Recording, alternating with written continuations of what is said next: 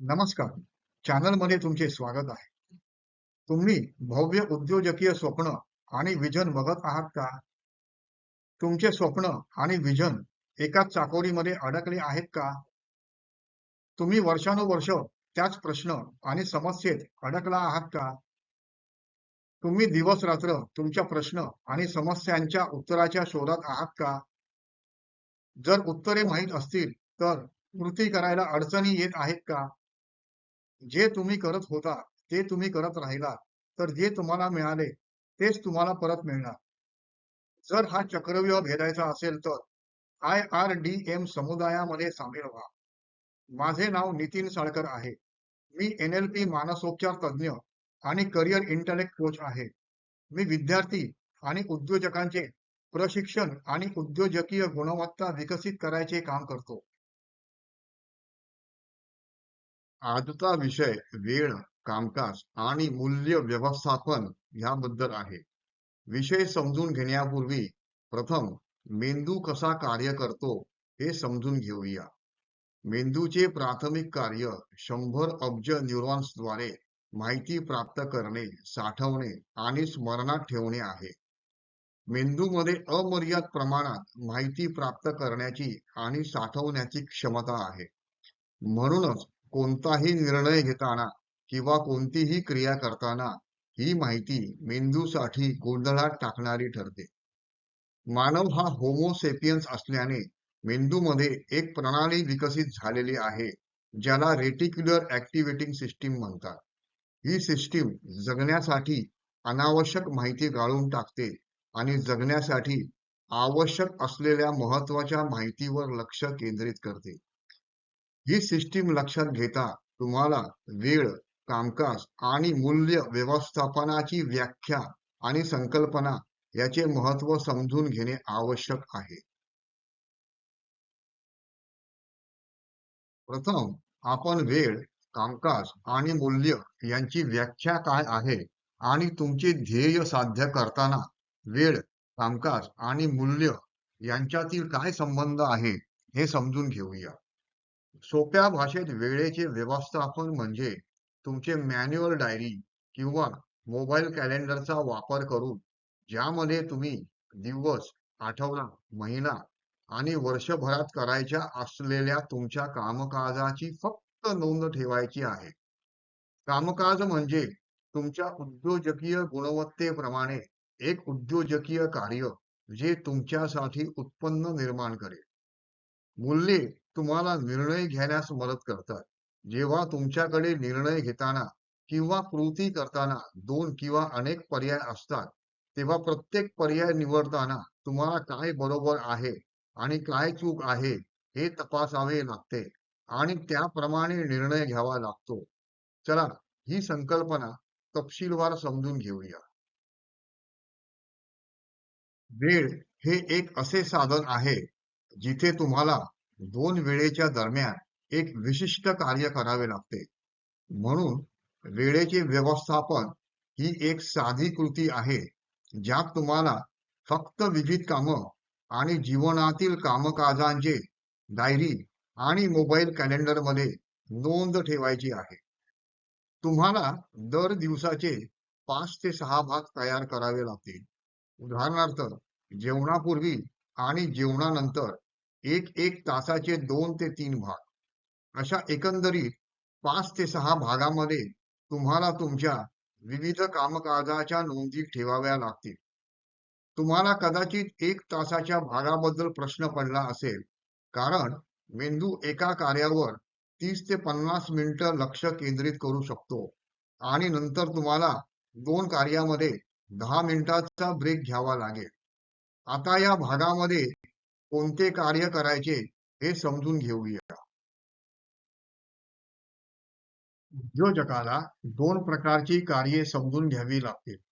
उत्पन्न मिळवून देणारे कार्य आणि उत्पन्न न मिळवून देणारे कार्य. प्रथम, कार्य आणि उत्पन्न यांचा काय संबंध असतो हे समजून घेऊया. उदाहरणार्थ, क्रिकेटचा फलंदाज फक्त एकाच कार्यावर म्हणजेच फलंदाजीमध्ये प्रवीणता मिळवून उत्पन्न कमवतो. गायक फक्त एकाच कार्यात म्हणजेच गायनात प्रवीणता मिळवून उत्पन्न कमवतो. शेफ फक्त एकाच कार्यात म्हणजेच नाविन्यपूर्ण पदार्थ बनवण्यात प्रवीणता मिळवून उत्पन्न कमवतो. उद्योजकांनी त्यांच्या उद्योजकीय गुणवत्तेप्रमाणे फक्त एकाच कार्यात प्रवीणता मिळवली पाहिजे. म्हणजेच तुमच्या उद्योजकीय गुणवत्तेद्वारे व्यवसाय मॉडेलचे विस्तार करणे सोपे जाईल. आणि ह्या एकाच कार्यावर लक्ष केंद्रित करण्यासाठी उद्योजकाला उत्पन्न न देणारी कामे पण करावी लागतात. पण ही कामे उत्पन्न कमवण्याच्या कामाचा पाया मजबूत करतात. तर ही कामे कुठली आहेत हे पाहूया.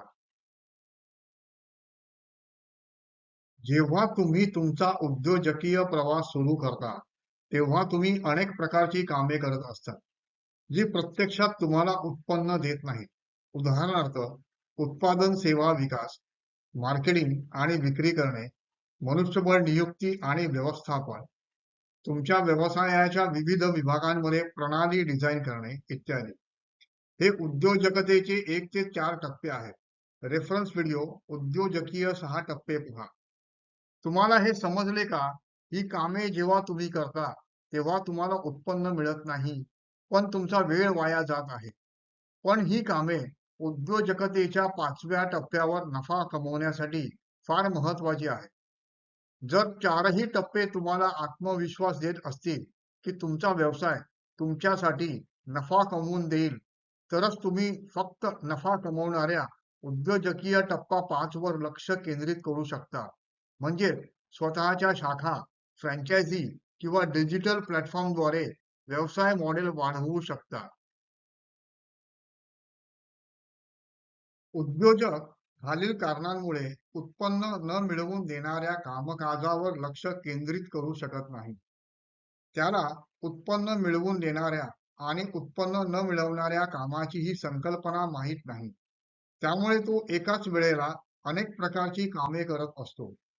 त्याला ग्राहक कोण आहे हे माहीत नसल्यामुळे तो त्याचा 100% वेळ ग्राहक नसलेल्या लोकांना भेटवण्यात घालवतो आणि तो स्वतःला अनेक उत्पन्न न मिळवून देणाऱ्या लोकांना भेटत असतो, जे त्याच्याशी आणि त्याच्या उद्योगाशी संबंधित नसतात.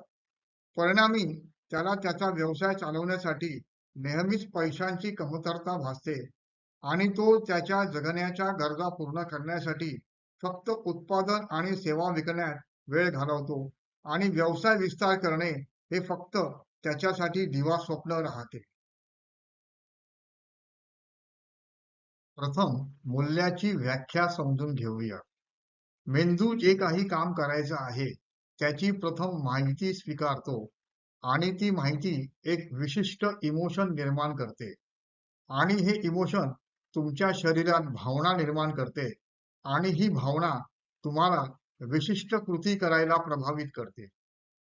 मेंदूचे प्राथमिक कार्य हे जगणे आहे. त्यामुळे व्यवसाय विस्ताराच्या शिक्षणासाठी वेगळा वेळ दिल्यामुळे जगण्याचा प्रश्न सुटत नाही. तसेच हे शिक्षण कंटाळवाणे असते. त्यामुळे मेंदू फक्त आज मला जगण्यासाठी पैसा कसा मिळेल ह्या गोष्टीला मूल्य देतो. मग हे व्यवसाय विस्ताराचे जिगसॉ पुढे सोडवायचे कसे हे पाहूया. वेळ, कामकाज आणि मूल्य व्यवस्थापनाचे हे खालील टप्पे आहेत. स्वतःची आणि संस्थेची उद्योजकीय गुणवत्ता ओळखणे. व्यवसायाच्या 6 टप्प्यांनुसार प्रत्येक विभागाच्या कामकाजाची रूपरेषा तयार करणे. 6 टप्प्यांनुसार तुम्हाला किंवा भागीदारांना किंवा कर्मचाऱ्यांना किंवा सल्लागारांना कामकाजाचे वाटप करणे. कुटुंब, आरोग्य, सामाजिक आणि सर्वात महत्वाचे म्हणजे उद्योजकीय शिक्षण आणि प्रशिक्षण यासारख्या कामाशी संबंधित नसलेल्या पण महत्वाच्या कार्याची रूपरेषा तयार करणे. तातडीचे आणि महत्वाचे याप्रमाणे कामाचा अनुक्रम ठरवणे. तुमच्या कॅलेंडरमध्ये या कामकाजांची नोंद करणे. काय काम करत आहे आणि काय काम करत नाही याचे रोज मूल्यांकन करणे. यावरील धोरणांमुळे तुम्हाला टप्पा 5 च्या उद्योग विस्तारावर लक्ष केंद्रित करता येईल. एक महत्वाचे तत्व लक्षात ठेवा. जर तुमच्याकडे पैसा नसेल तर तुम्ही पैसा कमवू शकता. जर तुमच्याकडे वेळ नसेल तर तुम्ही वेळ कमवू शकत नाही. धन्यवाद. तुम्हाला विषय आणि चॅनलचा उद्देश आवडला का? तर चॅनलला लाईक करा. ह्याविषयी अजून माहिती हवी असेल तर चॅनलला सबस्क्राईब करा. एक सुंदर कोट आहे, जर वेगात जायचे असेल तर एकटे चाला, जर लांब जायचे असेल तर एकत्र चाला. एकत्र येण्यामुळे संधी निर्माण होणार असेल तर चॅनल शेअर करा. प्रश्न किंवा समस्या असतील तर डिस्क्रिप्शन बॉक्समधील व्हॉट्सअप लिंकवर पोस्ट करा. उत्तरे संक्षिप्त रूपात दिली जातील. धन्यवाद.